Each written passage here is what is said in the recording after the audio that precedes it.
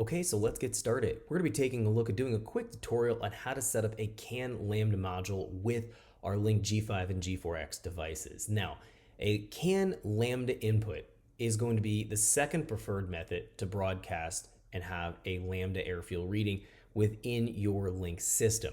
If you're dealing with a G5 and you have a Voodoo Pro, it has two built-in Lambda circuits on the Voodoo Pro. We're going to be always trying to use those first before working with a CAN Lambda module. For whatever reason, if you don't want to use those internal wideband circuits and you have, let's say, a Link CAN Lambda module or an AEM X series style controller, you can broadcast the wideband readings into your G5 or a G4X device and setting up your CAN stream. It's actually really simple. This training module, we're going to be going over setting up a CAN Lambda module from Link, as well as an AEM X series gauge or controller, learning how to bring those both in through the CAN stream.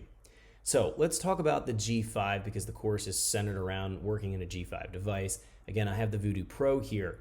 On the G5, specifically the Voodoo Pro, I have two options to wire in my CAN output for my CAN module. I have a CAN 1 and a CAN 2, so there's two different CAN streams. The CAN 1 is going to be the barrel style connector that's found on the where you actually plug in your USB connector on the actual Voodoo Pro. So we have to know which specific input we're working with. When we take a look at the E plug on the Voodoo Pro, we're going to find that on E6 and E5 pins, we'll find that we have the CAN 2 stream that we can wire in and work with. Now, the way I've set this up right now, I have a Link CAN Lambda module. There's going to be a power and a ground to power on the Link CAN Lambda module. Then there's going to be a CAN low and a CAN high.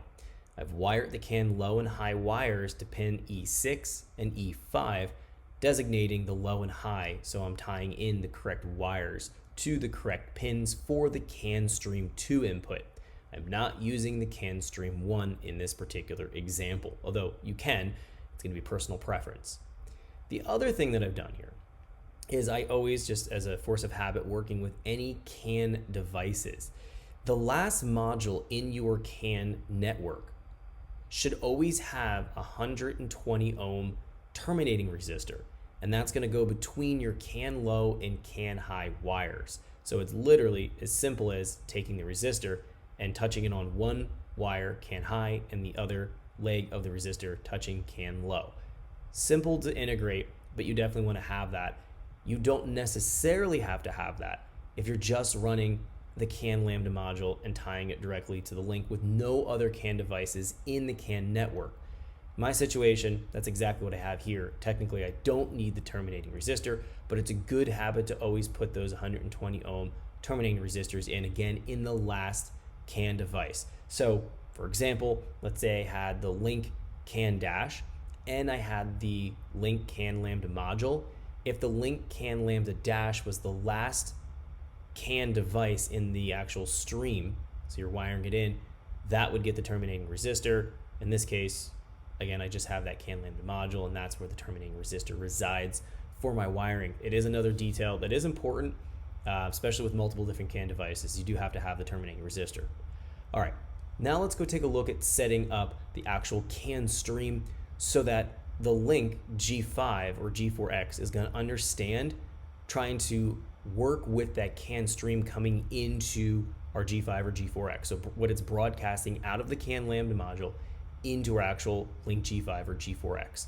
It's pretty straightforward to do this. What we're going to do here is jump up under ECU controls, and then we're going to go here under CAN setup. This is going to be our CAN setup window. Now we have to go in and first know which specific CAN stream we're working with. In my case, I'm working with CAN Stream 2, so I'm going to go ahead to my CAN module option here and choose CAN 2. Then under the mode, we're going to be setting this to user defined. Now the bit rate is the communication speed, and this has to be right. We want to set this for a Link CAN Lambda module to 1 megabit per second bit rate speed. So if this isn't right, it won't broadcast the signal and being able to interpret it properly. This won't actually work. You won't get any reading from your CAN Lambda module. The OBD we can set to off. Now the next step here is going in and we're going to select under data channel under the number 1 option here, we see it's set to off. Under the mode, we're going to go ahead and scroll down here, and we're going to choose receive user stream 1. We're receiving the CAN stream from the link CAN Lambda module. So let's go ahead and choose that. The next thing we need to do is set up the ID. This is where it's going to look on the CAN stream for the specific channel associated to our link CAN Lambda module. We want to go ahead and set this specific channel here to a value ID of 950. Now, there's also a format. It can be normal or extended in the CAN stream. When we're talking about the link CAN Lambda module, we'll choose the normal option. Now, before we exit this window, let's click apply here real quick. Now, thanks for checking out our teaser clip. If you want to see the rest of this video and more than 500 hours of current EFI training we have to offer, make sure you click right here. If you want to go and check out more teaser clips from this training course, click here, and you don't want to miss any of the videos we're going to be releasing on this channel, so make sure you subscribe and click here. Thanks for watching, and I'll see you guys later.